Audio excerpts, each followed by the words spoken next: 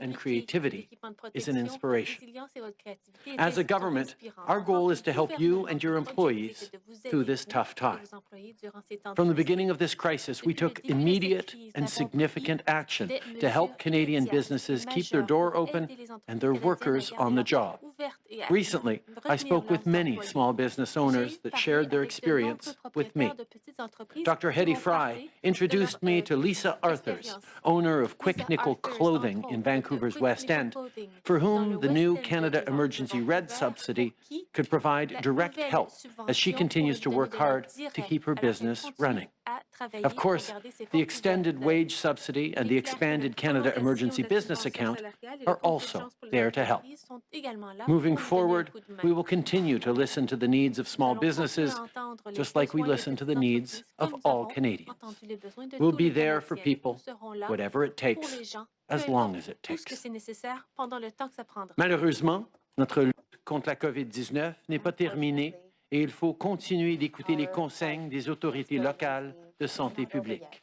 Porter un masque, télécharger l'application gratuite Alerte COVID et limiter vos contacts avec les autres. Et pendant que vous faites des efforts tous ensemble pour ralentir la propagation du virus, pourquoi ne pas encourager les petites entreprises de votre voisinage pour souligner la semaine de la petite entreprise en commandant un repas au resto du coin ou en achetant une carte cadeau à votre boutique préférée? I want to end this morning by taking a moment to talk about the Community Resilience Fund, which supports partnerships and innovation in countering online radicalization to violence. And while the digital space is powerful, it's not without issues. Online hate is far too common, and all too often, it can spill over into real life. Better understanding violent extremism is key to preventing radicalization to violence, so that we can stop tragedies before they happen. So far, the Community Resilience Fund has supported 39 projects across the country with a total of over $29 million. Today, I can announce that we will invest in the YWCA Canada's project Block Hate, Building Resilience Against Online Hate Speech. This is an important project, and I know it will help keep our communities safer. To all the groups and local leaders who are part of this fund, thank you for your vital work. Merci. Je vais maintenant céder la parole à la ministre Ng. Mary. Thank you, Prime Minister. Bonjour à toutes et à tous. Choosing to go out and start and run your own small business takes hard work at the very best of times. Small business owners have demonstrated incredible resilience amid COVID-19, whether it is innovating and adapting their business models, taking advantage of the government's emergency supports, or looking to new markets for opportunities to recover and to grow. This Small Business Week, I want to commend and thank all small businesses across the country. Maintenant, plus que jamais, nous continuerons à être là pour vous soutenir et le million de Canadiens qui travaillent dur que vous employez. Today, our government is announcing a new investment of $12 million to help small businesses through the Canada United Small Business Resilience Fund. Canada United is a national fundraising campaign created by the Royal Bank of Canada in collaboration with private sector partners, including the Ontario Chamber of Commerce and provincial and territorial chambers of commerce. Leur campagne a permis de relier le soutien des Canadiens aux petites entreprises locales dans tous les coins du pays. Canada United Small Business Relief Fund is supporting Canadian businesses with their COVID-19 recovery efforts with grants up to $5,000. These grants will help thousands of small business owners cover the costs of personal protective equipment, make physical modifications to their businesses to meet local health and safety requirements, and enhance their digital or e-commerce capabilities. This is especially important as we enter the second wave of this pandemic. Applications are open to small businesses across all sectors and industries in every part of the country who have at least $150,000 in annual sales or have up to 75 employees. You can get the details from the Ontario Chamber of Commerce and apply through their online portal starting next Monday, October the 26th. Our announcement today is about government and private sector working together as Team Canada to help our small businesses in that fight against COVID-19. And I want to thank all of the chambers across the country for stepping up. I want to thank RBC and the private sector partners. It is yet another lifeline for resilient small businesses across Canada. This program builds on already a wide range of programs to help businesses keep their employees on payroll, keep up with their operating expenses like rent, and to bridge to better times. And I encourage everyone to download the COVID-19 Alert app if you haven't already. Just recently, I took a precautionary test after being notified by the app, which thankfully came back negative. The app works. Without it, I would not have known that I would have been exposed to the virus, and it is the best way of keeping yourself and your community safe and to prevent the spread of COVID-19. À toutes les petites entreprises canadiennes, nous sommes toujours avec vous à chaque étape. We will continue to listen, to adjust, and to respond to the urgent needs of our businesses as we navigate through COVID-19 in the weeks and months ahead. Merci, and now I will pass to our Deputy Prime Minister, Chrystia Freeland. Okay, thank you, Mary. Bonjour, good morning. With the second wave upon us, now is the time for us all as Canadians to pull together and flatten the curve. We did it in the spring and summer, and I know that we can do it again. I'd like to take a moment to remind the businesses facing real challenges because of the measures we are all taking to fight the second wave about the new support measures we recently announced and put in place to help them get through this. Premièrement, nous gelons le taux actuel de la subvention salariale pour nous assurer que les entreprises, les organismes de bienfaisance et les organismes à but non lucratif auront le soutien dont ils ont besoin pour continuer de payer leurs employés pendant la deuxième vague. Et nous prévoyons prolonger la subvention salariale jusqu'en juin 2021. So first, we're freezing the wage subsidy program at current rates to ensure businesses, charities, and nonprofits have the support they need to keep their workers paid through the second wave. And we intend to keep the wage subsidy in place until June 2021, as was announced in the speech from the throne. Nous proposons aussi la subvention d'assurance du Canada pour le loyer, un nouveau programme qui fournit un soutien pouvant atteindre 65% des dépenses liées au loyer ou à l'hypothèque des entreprises qui ont des baisses de revenus. Pour les entreprises qui font face à de nouvelles restrictions en raison de la pandémie, nous proposons un complément de 25% pour les dépenses liées au loyer ou à l'hypothèque. Cela signifie que les entreprises et des organismes les plus durement touchés pourront avoir jusqu'à 90% de leurs dépenses pour le loyer couvertes s'ils font face à un confinement. We are also proposing a new Canada Emergency Rent Subsidy Program, which will provide rent or mortgage support of up to 65% directly to businesses that are facing revenue loss.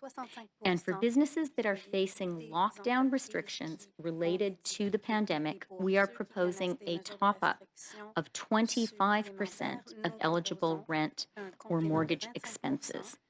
Combined, this would mean that hard-hit businesses subject to a new second wave lockdown could receive rent support of up to 90%. Finally, we're expanding the Canada Emergency Business Account so that eligible businesses can access another interest-free $20,000, half of which would be forgivable, to help them weather the storm and get through the winter. And very soon, we will announce details of the process enabling businesses that do not operate from a business banking account, but have qualifying payroll or non-deferrable expenses to apply for CEBA for the first time. Canadian businesses need this new rent support and extended wage support to see them through the crisis, and we intend to introduce the legislation that will deliver this support very soon. It is my sincere hope that members of Parliament from all parties will come together as Team Canada to support this legislation, to ensure that our businesses have what they need to get through the coronavirus. Thank you. Merci. And now, sorry. Maintenant, je donne la parole à Dr. Tam. Sorry, Teresa, please. Thank you very much. Good afternoon, everyone. Bonjour à toutes et à tous. There have been 201,437 cases of COVID-19 in Canada, including 9,778 deaths. Nationally, there are close to 22,000 active cases across the country. Over the past week, labs across Canada have tested an average of over 75,000 people daily, with a 3.1% testing positive. Yesterday, a total of 3,289 cases were reported nationally, 866 of which were backlogged cases from the weekend, and the remaining over 2,400 were newly identified yesterday, bringing the average daily case count to over 2,370 cases. The number of people experiencing severe illness is also increasing. Over the past 7 days, there were on average over 950 individuals with COVID-19 being treated in Canadian hospitals, including close to 200 in critical care and an average of 22 deaths reported each day. As each part of the country is experiencing the pandemic differently, people may be facing uncertainty about what action is needed to keep ourselves and our loved ones safe. What is certain is that our response requires a collective effort. Everyone's actions matter. Whether your community is experiencing a resurgence and needs to reduce infection rates, or your community has low disease activity already and wants to keep it low, the way to do this is the same. We can all do our part by committing to proven effective public health measures, stay home if you have symptoms, even mild ones, wearing a face masks and responsibilities. But when it comes to being in close contact with others, we need to remember that every person that we encounter brings with them a whole network of contacts. So as much as you can, I urge everyone to stick to your consistent, trusted close contacts and avoid encounters in crowded and closed settings with limited ventilation.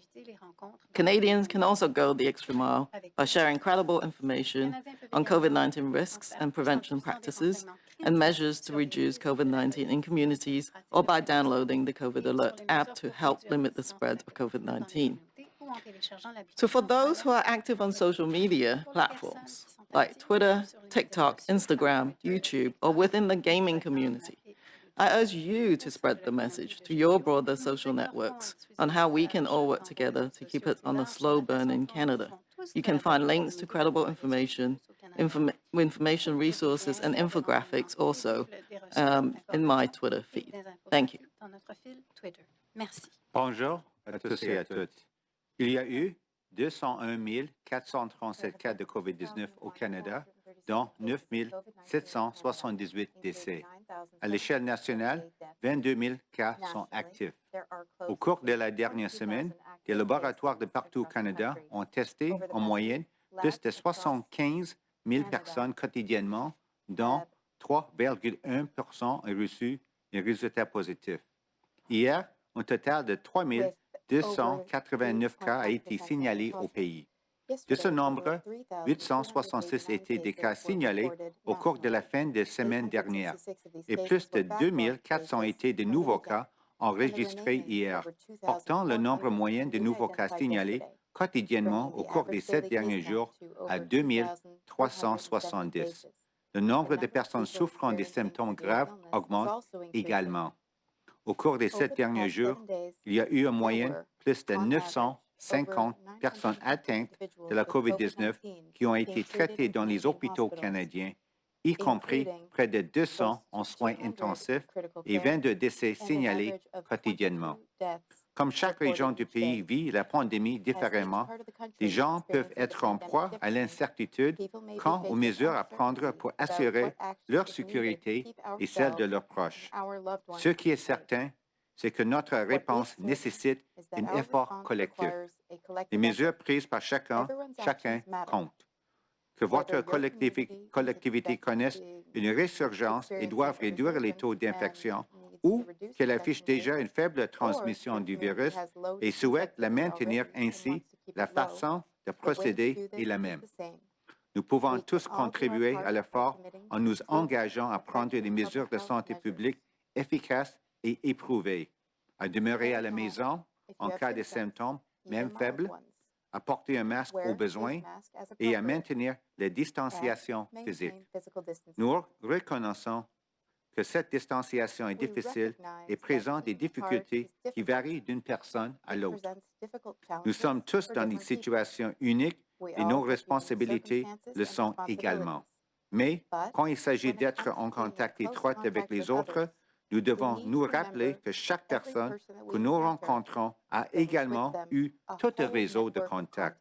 On exhorte donc tout le monde à ne fréquenter, dans la mesure du possible, que les personnes de son cercle de contact étroit et de confiance et à éviter les rencontres dans des lieux bondés et clos avec peu de ventilation. Les Canadiens peuvent également en faire plus en diffusant des renseignements crédibles sur les risques de la COVID-19 et des pratiques de prévention et sur les mesures pour réduire l'incidence de la COVID-19 dans les communautés ou en téléchargeant l'application Alerte COVID pour contribuer à limiter la propagation de la maladie. Pour les personnes qui sont actives sur les médias sociaux comme Twitter, TikTok, Instagram, YouTube ou au sein de la communauté des jeux vidéo, nous vous exhortons à diffuser le message dans vos réseaux sociaux plus larges sur la façon dont nous pouvons tous collaborer pour limiter la propagation du virus au Canada. Vous trouverez des liens vers des renseignements crédibles, des ressources d'information et des infographies dans notre fil Twitter. Merci. Thank you, Dr. New. We'll now go to the phone for questions. After questions on the phone come back to the room in about 20 minutes. The Prime Minister will excuse himself, but the doctors and the ministers will still be around for further questions. Operator, question on the phone, please. Thank you. Merci. Première question, Hélène Duletti de Le Devoir. À vous. Oui, bonjour, M. Trudeau. J'aimerais revenir à cette question de la motion conservatrice pour créer un comité anticorruption. Votre leader en Chambre, Pablo Rodriguez, vient de nous dire que vous ne voulez pas d'élection, mais on doit se poser la question, est-ce qu'on peut le croire? M. Rodriguez dit que le comité paralyserait le gouvernement, mais pour arriver à cette conclusion, il prend pour acquis que l'opposition convoquerait les ministres, vous convoquerait 5 jours par semaine, 5 heures par jour. Vraiment, est-ce qu'on peut vraiment penser qu'ils feront ça devant une telle exagération? Comment ne peut-on pas conclure que, dans le fond, vous voulez aller en élection parce que les sondages sont bons pour vous?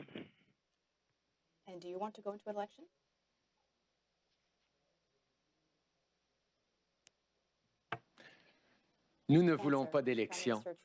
Hier, il y a eu 2400 nouveaux cas de COVID-19. En tant que gouvernement, nous restons concentrés sur la santé des gens, la santé de notre économie. Nous allons continuer de faire tout ce qu'on peut faire, tout ce qu'on doit faire pour aider les Canadiens. On veut aussi faire fonctionner le Parlement. C'est pourquoi on a proposé un comité spécial qui va pouvoir regarder toutes les dépenses, tous les investissements qu'on a faits dans les gens depuis les débuts de cette pandémie. Et tous les partis d'opposition vont pouvoir avoir tout l'espace qu'ils vont vouloir pour regarder ces dépenses-là. Mais les conservateurs ont choisi d'avancer une motion qui établit clairement qu'ils n'ont plus confiance dans ce gouvernement. Alors, les partis d'opposition vont devoir avoir un choix à faire. Est-ce qu'ils vont continuer de faire fonctionner ce Parlement minoritaire? Ou est-ce qu'ils ont perdu dans ce gouvernement, perdu confiance dans le gouvernement? C'est leur choix. Yesterday, there were 2,400 cases, new cases of COVID-19. Our government is going to remain focused on helping Canadians fight this health pandemic and fight this economic crisis. As we've done from the beginning, we're going to do everything we can to help Canadians through this. We proposed a special committee, an extraordinary measure, so that parliamentarians can dig into all the spending that this government has put forward in exceptional circumstances to help Canadians through this COVID crisis. The Conservatives put forward a motion that clearly outlines their lack of confidence in the government. The opposition is going to have to decide whether they want to make this minority parliament work or whether they have lost confidence in the government. Oui, alors vous dites que c'est le choix de l'opposition, mais c'est aussi votre choix d'en faire une motion de confiance. Mais j'aimerais savoir, est-ce que vous avez offert quelque chose au NPD pour qu'il vous sorte de l'impasse et ne fasse pas passer cette motion? Merci. On a proposé un comité exceptionnel qui aura comme but de scruter ce que le gouvernement a fait dans ces temps de COVID. Je pense que c'est important que les Canadiens aient confiance dans leur démocratie, aussi confiance dans leurs institutions. Et c'est pour ça qu'on est ouvert à créer ce comité spécial qui permettra justement aux députés de tous les partis de scruter attentivement toutes les dépenses, tous les investissements qu'on a faits pour contrer la COVID-19, pour contrer cette crise économique. C'est une proposition raisonnable, exceptionnelle, et on espère que les partis d'opposition vont voir qu'on veut réellement faire fonctionner ce Parlement et on veut qu'ils puissent faire leur travail. An exceptional measure for a special committee of Parliament that would have as a mandate to examine all the spending, all the investments we made in Canadians through this COVID crisis. We have rolled out unprecedented measures to support Canadians, to support small businesses, to support families, to support communities right across the country. And we feel that parliamentarians should, in this exceptional time, have an ability to look very carefully at all that spending, and that's why we're proposing this special committee. But it will be up to parliamentarians and the opposition to decide whether they want to make this minority parliament work or whether they've lost confidence in this government's ability to manage this pandemic and continue to govern this country during this crisis. Next question, operator. Thank you. Merci. Before we continue, we please ask journalists to keep their questions to ministers and the medical team once the Prime Minister has left the room. Avant de poursuivre, nous demandons aux journalistes de bien garder leurs questions pour les ministres et l'équipe médicale lorsque le Premier ministre aura quitté la pièce. Next question, Christy Kirkup, The Globe and Mail. Line open. Question. Good afternoon, Prime Minister. Bonjour, Monsieur le Premier What ministre. specific steps did your Quelles Fisheries Minister and her department take in the weeks leading up to the escalation of violence in Nova Scotia? From the very beginning of the concerns that have been expressed over the past weeks, our ministers, not just the Fisheries Minister, but Minister of Indigenous Services and Minister of Indigenous Relations, as well as Public Safety, have been engaged in the issue of Indigenous fishery in Nova Scotia, and very aware of questions being raised across the country in coastal communities. We've taken this issue extremely safe as we move forward to respect and uphold rights that have been long recognized for Indigenous fishers. Follow-up, Christy? Question de suivi. And just as a follow-up, Prime Minister, 21 years after the Supreme Court of Canada ruled in Marshall, why are there still fault lines, to use the words of one of your ministers? First of all, over the past 21 years, many different governments have moved forward on granting licenses to Indigenous communities, on ensuring that there is progress being made. Indeed, Minister LeBlanc, when he was Fisheries Minister, moved forward on significant initiatives as well. We recognize there is a need to continue to accelerate and to end this question by fully recognizing the rights of Indigenous fishers to a moderate livelihood and ensure that is fully in place. This is the work we're doing right now. It is not easy work. It is not quick work. It is work that needs to be done properly, respectfully, and in partnership with everyone involved in a nation-to-nation relationship and bringing along the commercial fishery community as well. That is the work that we are doing right now. Merci. Prochaine question, operator. Thank you. Merci. Prochaine question, Mélanie Marquis, La Presse. À vous. Merci. Bonjour, M. Trudeau. Concrètement, pouvez-vous nous préciser ce qui arriverait si la motion visant la création du comité sur We Charity, elle est adoptée? Est-ce que ça veut dire qu'automatiquement, vous allez voir la gouverneure générale pour lui demander la dissolution du Parlement? Si le Parlement détermine qu'ils n'ont plus confiance dans ce gouvernement, malheureusement, ça va vouloir dire effectivement des élections. Mais je sais que tous les Canadiens veulent qu'on continue à rester focusé sur eux, sur cette réalité qu'on a actuellement près de 22 000 cas actifs de la COVID-19 à travers le pays. On fait face à une crise sanitaire, à une crise économique, et ce gouvernement va rester concentré sur la réponse à cette crise, va rester concentré sur l'aide qu'on envoie aux Canadiens. Ça va être aux partis d'opposition de décider s'ils veulent continuer à faire fonctionner ce Parlement, s'ils veulent accepter un comité spécial que nous offrons de créer pour regarder toutes ces dépenses par rapport à la COVID-19, ou si, comme les conservateurs, ils ont perdu confiance dans ce gouvernement. We know if Parliament determines that they no longer have confidence in the government, in a minority government, in a minority parliament, unfortunately, there would be elections. We also know nobody wants elections. People want to continue to have their government focused on helping them in their jobs, helping them in this health crisis, and that's what we will continue to concentrate on. We've offered to create a committee that will allow parliamentarians to dig into all COVID spending in these exceptional times. And we hope that opposition parties will decide that they want to make Parliament continue to work for Canadians and not side with the Conservatives who've decided that they no longer have confidence in this government, as Leader O'Toole said this morning. Mélanie, un suivi? Oui, concrètement, ce que ça veut dire, en fait, M. Trudeau, c'est que vous êtes en train de dire aux Canadiens que vous préférez...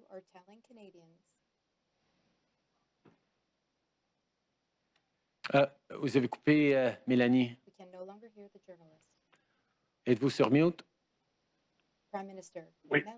One moment, please. Un moment, s'il vous plaît.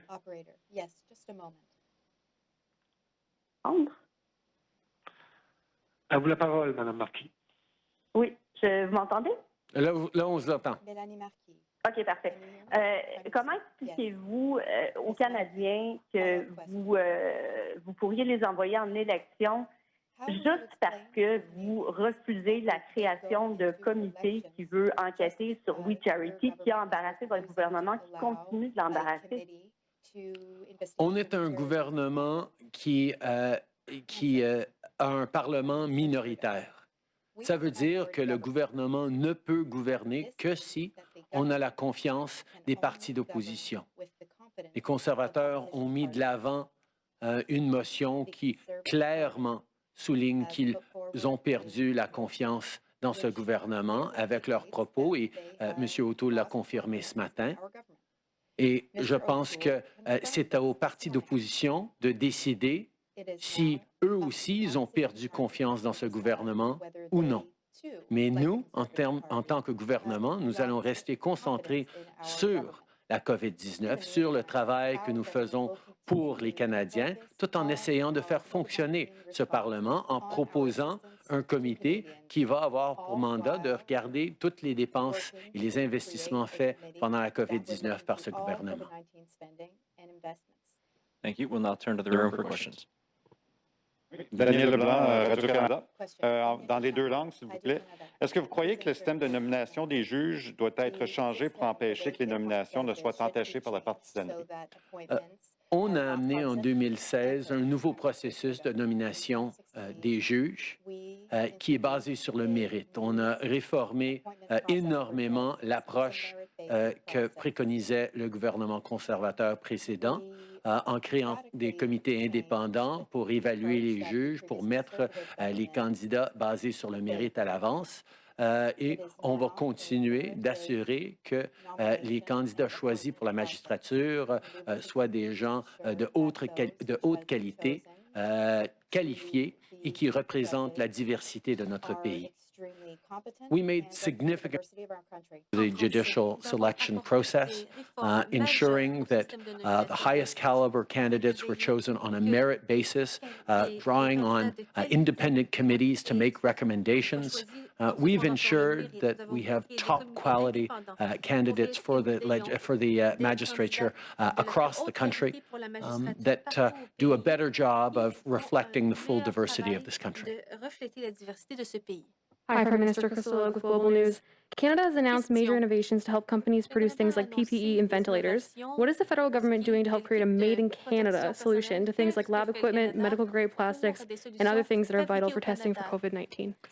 We've seen Canadian companies step up since the beginning of this pandemic on manufacturing of PPE, but also on manufacturing of testing equipment. I made a virtual visit to an aerospace company in the Maritimes that actually is using their 3D printer to create swabs for testing.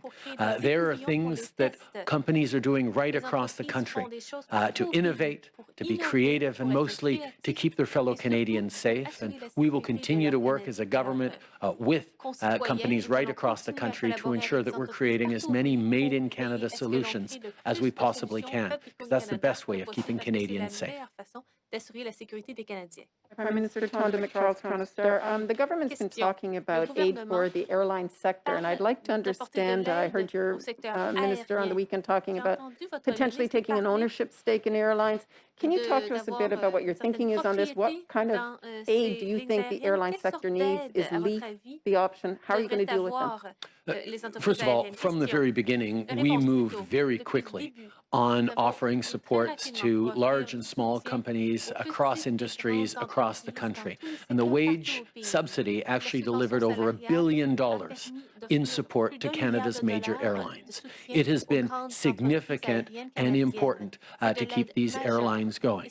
But we recognize how challenging this pandemic is on travel and on our aerospace industry in general. And that is why we're always looking for more ways to support workers, to support innovators, and to support businesses affected by this COVID-19 pandemic. We will continue to work closely with industry and business groups to ensure that we're doing as possible, but to ensure that our economy and our services and our Canadian companies come roaring back once this pandemic is through.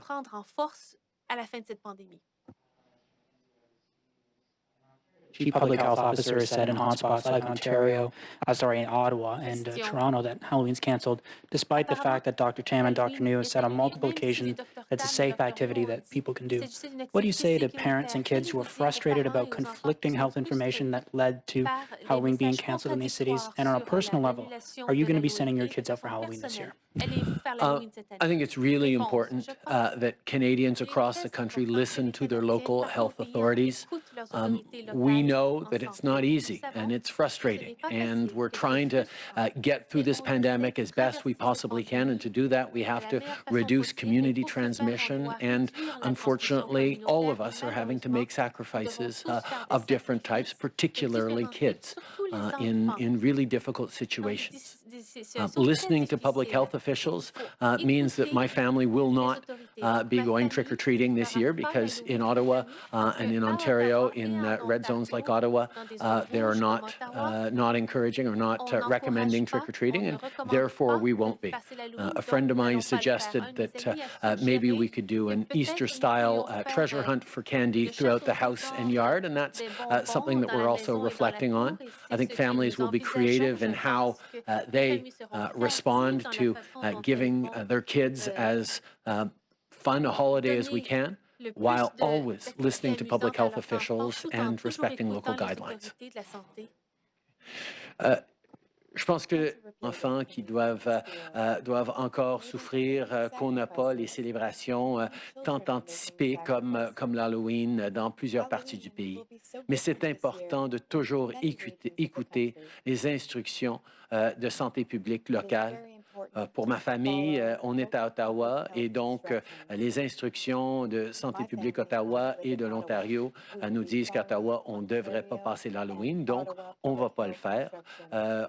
Quelqu'un m'a donné la suggestion que peut-être on pourrait faire comme à Pâques et chercher des bonbons un peu partout dans la maison et dans la cour. On va peut-être regarder ça. On va trouver des façons de quand même pouvoir célébrer et s'amuser avec les enfants, mais de le faire en toute sécurité. Et je pense que c'est ce à quoi tous les parents s'attendent de l'Halloween qui vient. Hi, Prime Minister Tom Perry with CBC. I'd like to ask you about disinformation. There's all kinds of conspiracy theories going around about COVID-19. Charlie Angus, the NDP MP, says he's had to tell his constituents the government does not have a plan to build a network of COVID internment camps.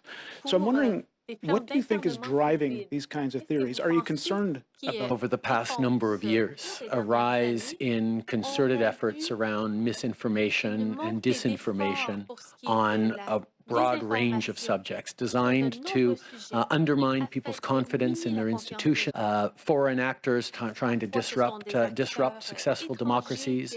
Others are people with extremist agendas within our countries trying to weaken people's confidence in our institutions and our democracy. As a government, we need to continue to stand strong, particularly during a public health crisis where the best thing Canadians can do can listen to experts, can listen to doctors, can listen to people who are focused on keeping them safe every single day. Whether it's wearing a mask, whether it's keeping your distance, whether it's getting the COVID Alert app, or whether it's eventually getting vaccinated when we have a successful and safe vaccine. These are things that Canadians need to do, but unfortunately there is a tremendous amount of noise and harmful misinformation about on the internet. I was chatting with a group of students the other day and explained that as we consume increasing amounts and various sources of information online and around us, we need to continue to be attentive to source, we need to continue to be attentive to comparing various reports and looking for trusted sources like Dr. Tam, like regional public health authorities to tell the truth. We need to hold together and resist people who would sow chaos within our communities and our democracy.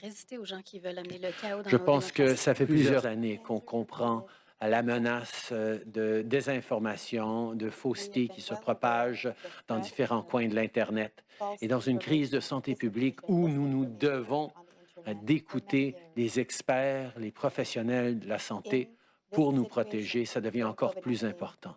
Alors, j'encourage les gens d'être très attentifs à ce qu'ils lisent, de regarder pour les sources, de comparer différentes sources d'informations pour se faire une opinion informée sur comment se protéger sa famille.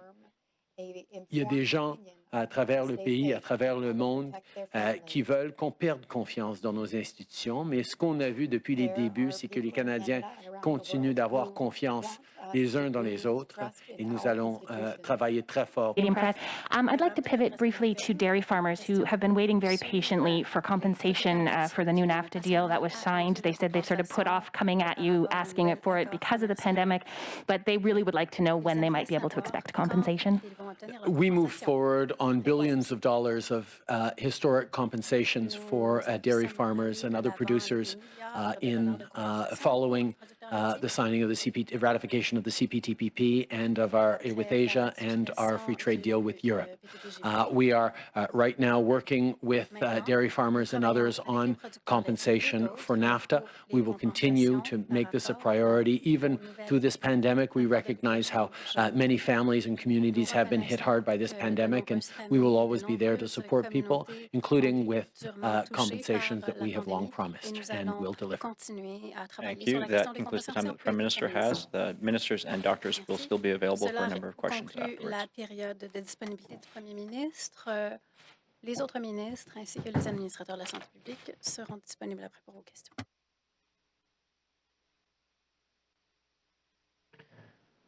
We'll now turn back to the phone. Operator. Retournons au téléphone. Opérateur. Thank you. Merci. Next question, Lina Dib, la presse canadienne. À vous. Oui, bonjour. Ma question donc sera à vous, Madame Freeland, puisque M. Trudeau est parti, mais ça tombe bien parce que c'est votre homologue à Québec, la vice-première ministre, Madame Guilbeault, qui est venue sur le sujet aujourd'hui. Donc, j'aimerais savoir ce que vous pensez de ce qui est en train de se passer à l'Université d'Ottawa, ce qui est arrivé à cette professeure, Verouchka Lieutenant-Duval, qui a été suspendue. La question, Lina. Je pense que c'est important de respecter les décisions judiciaires, le processus légal. OK, peut-être que vous ne savez pas exactement à quoi je fais référence parce qu'il n'y a pas eu de décision judiciaire ni de processus légal.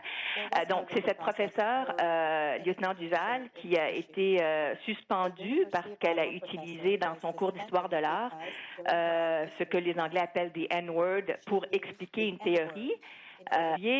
Et elle, tout comme les professeurs qui l'ont appuyée, ont été dénoncés comme racistes. On a affiché leurs adresses courriels, leurs informations personnelles. On a invité à les intimider sur les médias sociaux. Et puis, le recteur, à travers tout ça, ne vient pas à la défense, au contraire de la professeure lieutenant Duval. Ah, OK, Lina. J'ai pensé que tu as posé une question sur notre processus. Oui, j'ai pensé. Non, merci pour fier que je ne connais pas bien les détails de cette situation. Alors, je ne vais pas faire des commentaires. Si vous voulez écouter mon point de vue sur ça, je serai content d'étudier un peu plus et de le commenter après. I thanked Lena for the question. I just said I'm not familiar with all the details of this case, and I would be happy to make myself familiar and speak about it after that. Thank you. We'll now turn to the room. Question dans la salle. Laurence Martin de Radio-Canada. Par rapport à la motion des conservateurs là, sur le comité anticorruption, bon, là, qui ne s'appellerait plus le comité anticorruption, si le NPD appuie votre proposition, est-ce que c'est suffisant pour vous? S'il y a seulement ce parti qui l'appuie, est-ce que c'est suffisant pour vous pour continuer à gouverner, pour sentir que vous avez la confiance de la Chambre? Pour avoir, merci pour la question, et je pense que c'est une question pour moi. Pour avoir la confiance de la Chambre, on a besoin d'appui d'une majorité des députés. Et comme le Premier ministre a dit, on ne veut pas les élections et j'espère qu'on aura la confiance d'une majorité des députés. Maintenant, le Canada a une deuxième vague du coronavirus. Nous avons une situation sérieuse dans notre économie. C'est un moment pour nous de travailler ensemble pour lutter contre le coronavirus et j'espère que ce sera possible. Vous avez seulement l'appui du NPD, c'est suffisant pour vous. Vous n'avez pas peur que les conservateurs vont vous bloquer constamment? Les règles d'une démocratie parlementaire, c'est que c'est suffisant d'avoir une majorité, l'appui d'une majorité des députés. Et ce sera suffisant pour nous, évidemment. Hi, Ms. Freeland, Mackenzie Gray with CTV News. We've heard at CTV that there's been a number of people who, when they've tested positive for COVID and have the COVID app, they haven't been able to get the one-time testing number that you have to put in to tell your contacts that you've actually tested positive. If the app isn't working as necessarily as effective it is, Ms. Ng brought up earlier that she got a test because of the app, how can we really say that Canadians should download it if we're not able to use it as it's intended to be done? So I have downloaded the app also, and let me encourage all Canadians to download it. All Canadians in provinces where the app is being used to download it and use it. We have heard for many months now from Teresa and Howard, from our doctors, that we need as many layers of protection as we can build up against the coronavirus, and the app is a great layer of protection. In terms of the particular concerns that you mentioned, Mackenzie, I'm not aware of those, but of course we need to look into them and be sure that the app is working as well as it can. But what I really want to emphasize, and again, we've heard this so many times from Dr. Tam and Dr. New, we're not looking right now for a single magic bullet. What we're looking for is as many different things that we can do to make ourselves as safe as possible. So we physically distance, we wear masks, we avoid unnecessary social interactions. Where we can, we have the app, and all of that helps. On a separate subject, on the conference motion, today Mr. Rodriguez said that it would potentially paralyze the government if this committee is brought forward. I can remember back to the NAFTA negotiations, you told reporters on many occasions that the government is capable of walking and chewing gum at the same time, and I'm sure you'd be capable of having a committee that looks into the WE scandal, potential spending on COVID-19, and also being able to continue to work on the pandemic. Why is there actually a need for this to be a confidence motion? You know, for me, the key thing is something that the Prime Minister said earlier in this press conference. If you read carefully the motion that has been put forward, it is a motion that frankly drips with a lack of confidence in this government. And that's fair enough. There is no requirement that opposition parties or opposition MPs have confidence in the government. I believe right now, though, that for us to govern effectively, we need to have the confidence of the House. We have managed to win the confidence of the House at some key moments since the last election. I was particularly pleased and frankly grateful that we had unanimous support when we put forward the measures to extend EI and SERB and to build a more robust set of programs that could take us through last summer. I think some of you will remember it was a long and contentious debate. We ended up voting, I think it was at 2:30 in the morning, but we all got there at the end, because I think members of Parliament recognize that Canada is in a crisis and we need to be able to govern effectively. I think that crisis is still with us. Speaking as a Minister of the Crown, I need the confidence of the House to be able to continue to do my job. And I hope, and I really trust and believe, we will get that confidence this week, not least because of the business support measures, which I outlined again this morning. Our businesses, our economy really needs that support. We're going to be putting forward legislation soon to get that support to businesses. I have talked to a lot of businesses since we proposed the programs, and they've said, we really want the support soon. It needs a working parliament to get that support out to people, and it needs a parliament that ultimately does have confidence in the government and is prepared to support measures that the government puts forward. Hi, Tom Perry with CBC. My question is actually for Dr. Tam. Yay. I can come back afterwards, but actually I wanted to ask you about disinformation as well. I asked the Prime Minister about this, these theories going around about COVID-19. I'm just wondering if these kind of theories, this kind of disinformation makes it harder for you to get your message out, to get Canadians taking your advice seriously. Well, I think as I reflect on the unprecedented pandemic that we have, it is also, I think, the pandemic that's occurred in the age of social media and many different ways in which information is spread faster than the virus itself. So that is a dual challenge for sure. So misinformation and disinformation does not help public health officials. And so I think we as a collective public health system have tried through various means to provide information like these press briefings, our websites, guidance, etc. But we are aware, of course, that misinformation, disinformation exists. I think there's a part for almost everyone.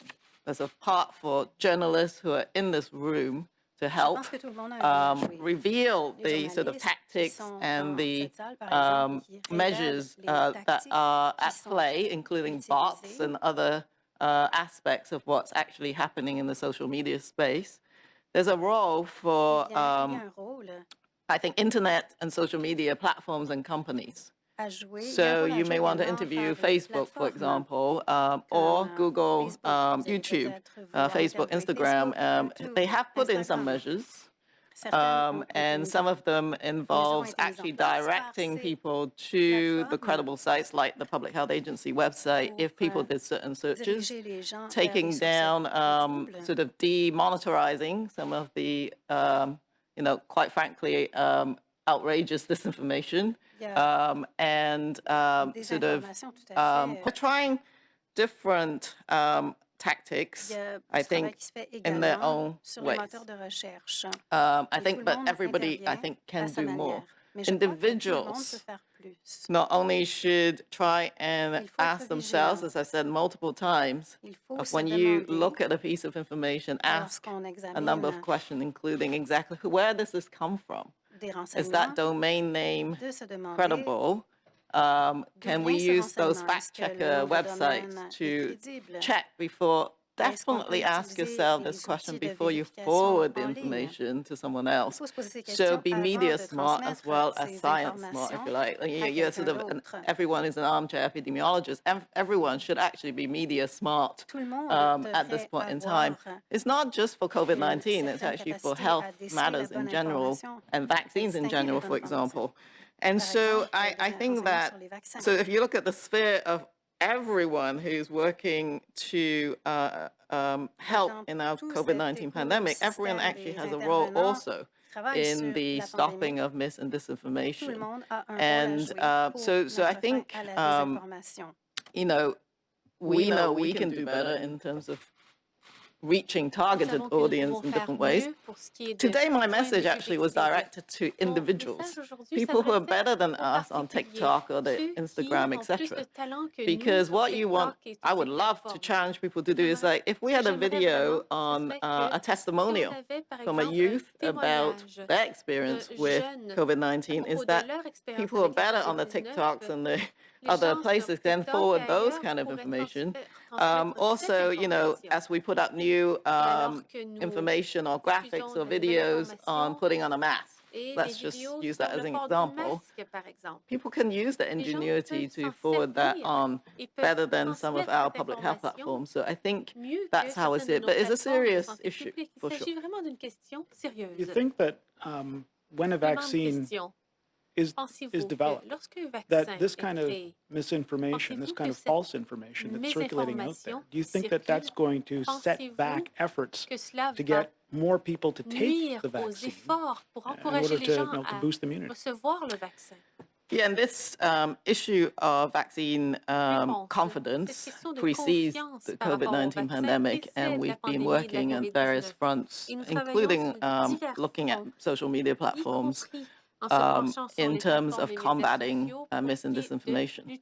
So what we need to do is almost immunize the population against mis and disinformation before the vaccine arrives. And so some of this is actually providing information on the safety and effectiveness measures and the processes that our regulatory authorities undertake, the rigorous processes during this time of rapid vaccine development. So I do think that, prior to the arrival of vaccine work like we're trying to do now and accelerating is extremely important, and that the public should go to the credible sites of information. And we've seen so many sort of media articles, but also other information now about vaccines already that are not credible. And there's many different reasons of why people spread mis or disinformation. And so I think getting a better understanding of that is actually really important, and totally agree. I mean, it's like an immunization of sorts against mis and disinformation that we need. Hi, Minister Freeland, Crystal with Global News.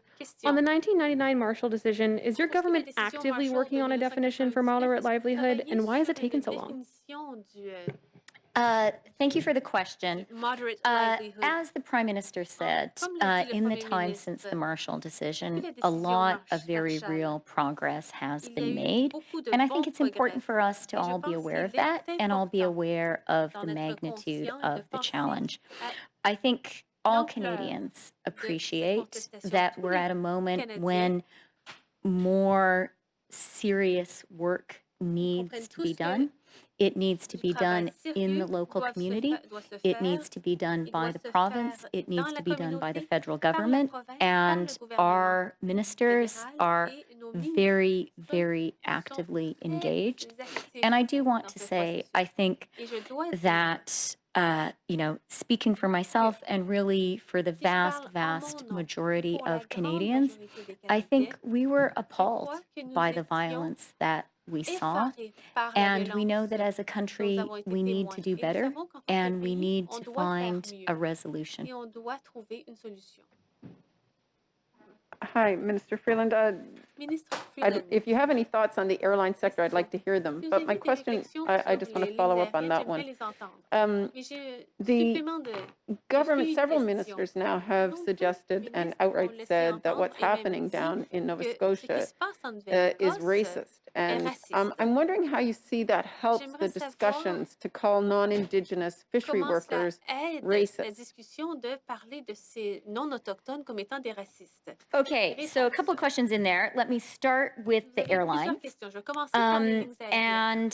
And let me just, first of all, Tout d'abord, reiterate j'aimerais something very important the réitérer Prime Minister une chose said, bien which importante is qu'a dit le Premier significant ministre, c'est-à-dire support has que been in soutien place majeur since a the été mis en spring place depuis le for the printemps airlines, pour as les there lignes has been for aériennes, all comme c'est le Canadian cas companies de toutes in les the form entreprises of canadiennes our wage sous forme subsidy de program. subventions And salariales. airlines Et have, les and I'm lignes very pleased aériennes, that they et je suis have très taken heureuse significant advantage que of that, celles qui en ont profité receiving more than $1 billion reçoivent in plus d'un support milliard de from the dollars wage en subsidy soutien program. grâce And au I am programme de glad subventions that that salariales. Et je support suis is heureuse there. que ce soutien I think when we existe. talk about the sector, Il it's s'agit de ce important secteur, also il to est consider également some of the important de challenges that tenir are being compte de faced by certains des airports défis across the auxquels country, font face and that les is certainly aéroports au something that the pays. government C'est is certainement quelque very chose aware of. dont le gouvernement est très au You courant. mentioned, Tonda, the Vous LEAF avez program, mentionné le programme and I'm glad you mentioned that too, Je suis heureuse because que vous l'ayez that is a mentionné. form Parce qu'il of significant s'agit liquidity support that is there de l'important available for all soutien Canadian pour companies toutes les to apply entreprises for. canadiennes. And then finally, as the Prime Minister Comme said, l'a dit le Premier ministre, we are obviously nous sommes aware de toute of évidence the particular challenges that the travel sector, that airlines are facing right now. The reality is we are being urged for health reasons not to travel. And if your business is helping people to travel, I think the difficulties are self-evident. Last week, I spoke with the leaders of Canada's major airlines, and we're talking also, of course, with union officials. So it's definitely an issue that we are looking at closely and working on. You know, Tonda, on the question of racism, I think it's really important for all of us in Canada to, it's important and it's hard to acknowledge that there is systemic racism in our country. I grew up in a small town where there are still many Indigenous people, and I've been reflecting on the attitudes and the behaviors in my childhood that I grew up with. And I hope that all Canadians are thinking about that. And I really think we have to recognize that reconciliation is hard.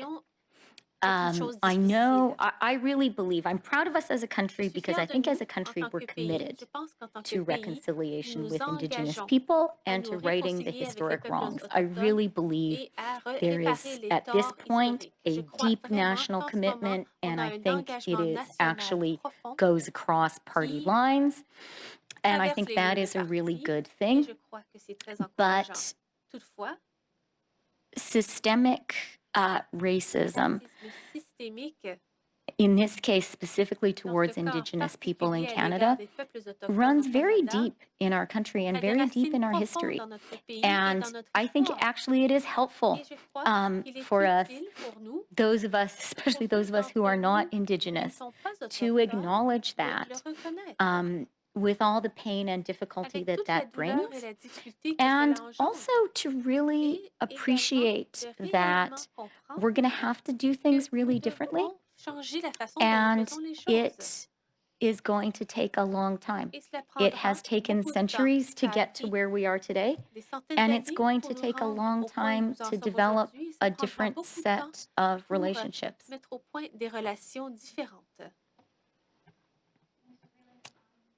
Nobody election. Everyone says they don't want an election, and yet here we are, potentially on the brink of an election.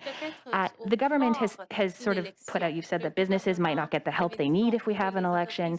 What concessions or negotiations is the government willing to work with with the opposition on this motion so that you can avoid having this election, which apparently none of you want? Look, Pablo Rodriguez, our House Leader, has been very clear over the past few days, including today, on the government's position. He has put forward a very clear proposal on a special committee that would look into our government's COVID spending. That's something that would be very appropriate for Parliament to do, given the magnitude of the spending that quite necessarily we're undertaking right now. On the question of an election, look, I think that our government has been very clear. We absolutely do not want an election. We are not seeking an election. The ball is now in the court of the opposition parties. La décision revient maintenant au parti de l'opposition. Thank you. That concludes today's press Ça conference. termine la conférence de presse d'aujourd'hui. Thank you. The conference is now ended. Please disconnect your lines at this time.